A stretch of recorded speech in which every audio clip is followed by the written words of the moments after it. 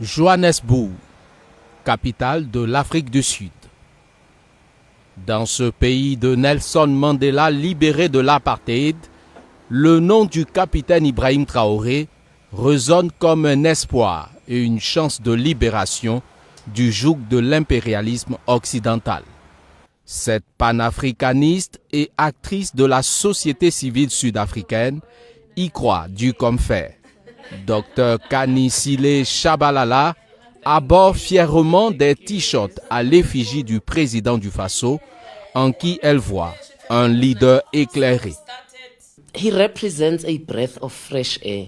Le président Traoré représente pour nous une bouffée d'oxygène. Il dit et fait les choses que nos leaders ne peuvent pas dire et faire.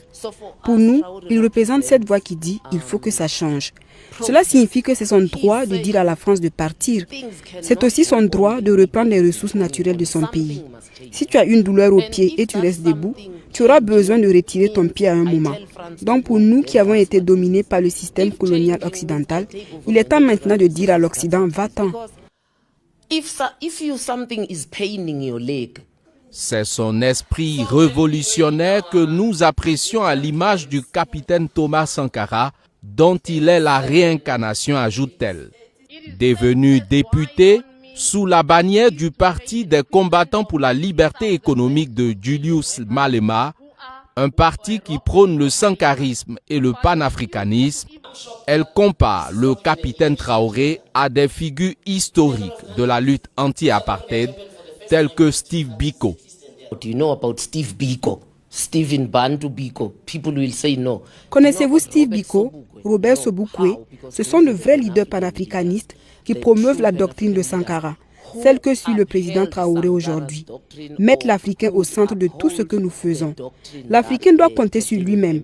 C'est pourquoi j'aime l'idée de l'AES avec le Mali, le Niger et le Burkina Faso. Seuls nous sombrerons. Il faut donc l'unité.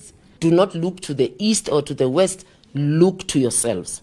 Si le combat du père de la nation arc-en-ciel, feu Nelson Mandela, a consisté à lutter pour l'indépendance politique de son peuple, celui du président du Faso, selon cette ancienne amirale de la marine sud-africaine, consiste en la libération économique de son peuple.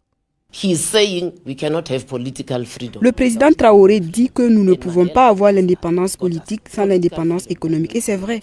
Mais Mandela n'a travaillé que pour l'indépendance politique, pas pour l'indépendance économique. En fait, si tu as l'indépendance économique, tu auras l'indépendance politique. Engagée pour la cause de la femme, elle reste convaincue que la révolution ne peut se faire sans cette frange de la société. C'est pourquoi elle annonce bientôt une action au Burkina Faso en vue de soutenir les femmes ayant subi des traumatismes du fait de la crise sécuritaire.